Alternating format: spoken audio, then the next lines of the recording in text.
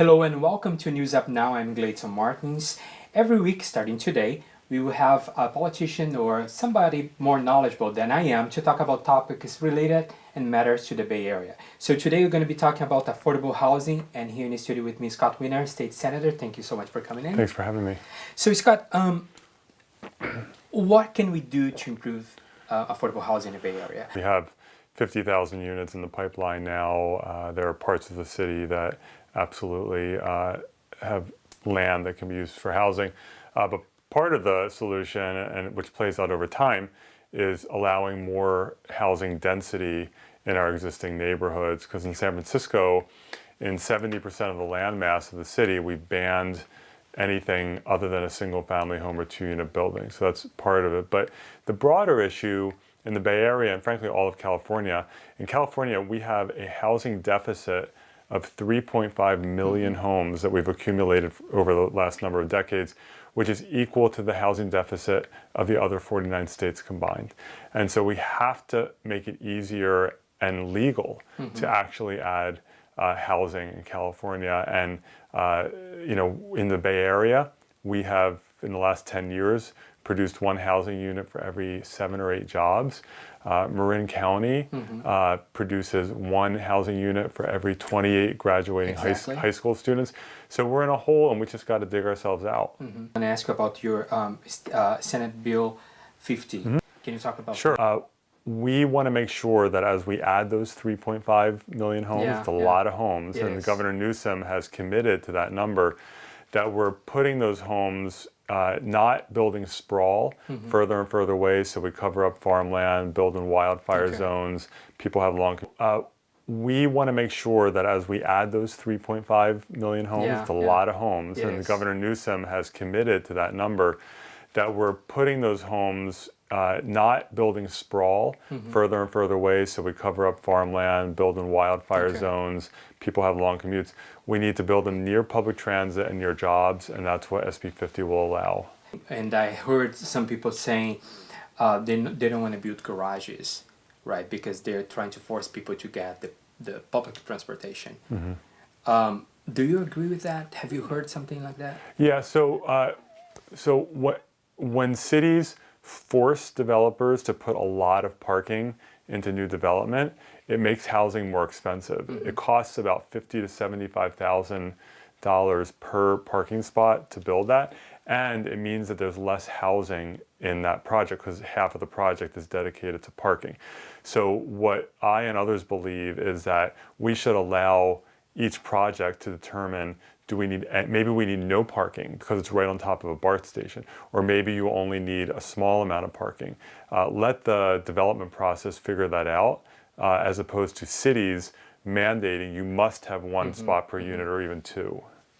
So I'm going to ask them to play the questions for you. One came from a business owner. His name is Bibo Saab. He has a salon at Uni Square, and he was talking about homeless issues, but he's basically, on this bite you're going to see, he's talking about what can we do for seniors. Sure. There's another problem that caught my attention, and this is habitational places that we could use for seniors. This, for me, is an emergency matter. Plan on doing about all these affordable housing issues? I mean, I don't obviously have answers because I'm not in a position of power, but you do. So she's IME. She got evicted twice, and people were saying about the seniors, and she's a senior, she's 69, and what can we do to help those people?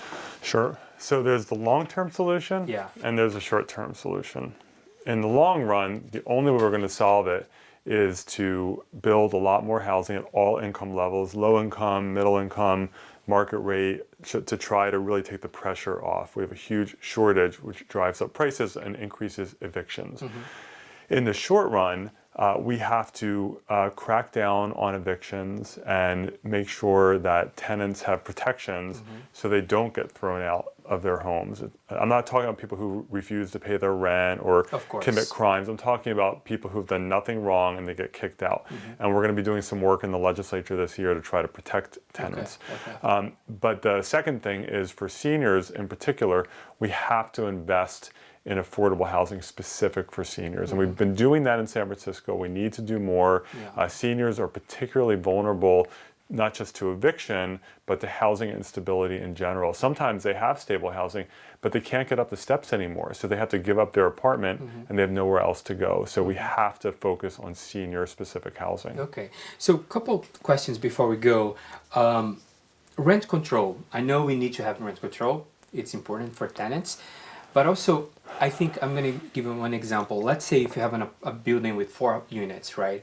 One is being rented for 10 years and let's say they're paying for $1,000 a month. And 2 of the units became vacant and the new rent is going to be $4,000. It seems to me it needs to come find a balance for those. I mean, for those who are paying $1,000 and then the new ones, it will be a $4,000 for pretty much the same space. Yeah. I mean, is rent control the solution? Well, there's no perfect housing system. Yeah. There's pros and cons to everything, but I think rent control is quite important in San Francisco and other high-cost cities, because for so many people, if they get a significant rent increase, if they're paying $1,000 a month and all of a sudden their rent goes up to $1,800 a month, they might lose their housing. The San Francisco Foundation plus other tech companies like Facebook, they come up with about over actually 500 million funds to preserve or build 8,000 houses in 5 counties, the Bay Area, over the next 5 to 10 years. So we are looking in a long, if you look to this data, 5 to 10 years, it's not a long time, right? I mean, it's a short fix. And also it's happening in Seattle. Microsoft is putting a lot of money in. So I'm very grateful to any philanthropist or company that wants to put money in to help low-income people stay in their housing or get new housing. So I want to say thank you to these donors. It's terrific. But it's also important to remember, this will not solve the problem. It is very positive, but we can't just rely on philanthropy to solve our housing problems. We have to look in the mirror and say, what can we do? So now it's our turn. They've given this money. We have to put up public money, but we also have to change the rules that restrict housing. We have to change the zoning, because if you only zone a big swath of land for only single-family homes, you can't build affordable housing there, because you can't build apartment buildings. So we have to change the public policy around housing to allow and legalize for more housing. Well, another issue, especially in the city in San Francisco, is the public transportation. And sometimes Muni, shows on the screen like next inbound or outbound 10 minutes, and then all of a sudden it's 20 minutes, or sometimes it's 3 minutes. Yeah. So if you developers are building some buildings with no intention of having a garage, what can you do to improve the public transportation? So a big picture perspective, and I've been a regular Muni rider for 21 years, and I have seen the good, the bad, and the ugly, and it's screwed me over many times. With that said, the Muni is, in terms of nationally, our community is in the top 1% in terms of public transportation access. You can catch a bus within a few blocks anywhere. And the bus system, Muni's bus system, is so much better than it was 5 years ago. There's dramatically more service. The buses are more reliable. And I take the bus a lot. The subway is still struggling. Now, they are making changes that will improve. We're transitioning to the new vehicles, the new light rail vehicles, which are much better than the old ones. And we will have almost twice the number, so much more capacity. BART and Caltrain, we're also modernizing the system and dramatically increasing capacity. So I believe that Bay Area public transit is going to get a lot better as we grow. And who is the target, if I may use that word, who you're targeting to live in those houses? Is that seniors or anybody? We need housing for everyone. So you can't be... We want to build specific housing for low-income people or for seniors or formerly homeless people. That is a subset of the housing that we need. But we also need housing for everyone. So for the middle class, it's just we need more housing to make it less expensive so that people can afford to be here. We can't just assign units to people, other than, again, specific situations like formerly homeless, seniors, low-income people. But for our middle class, we just need a lot more housing, period. Okay, so you mentioned homeless, so that's the topic of one of our shows. It's coming up in a couple of weeks.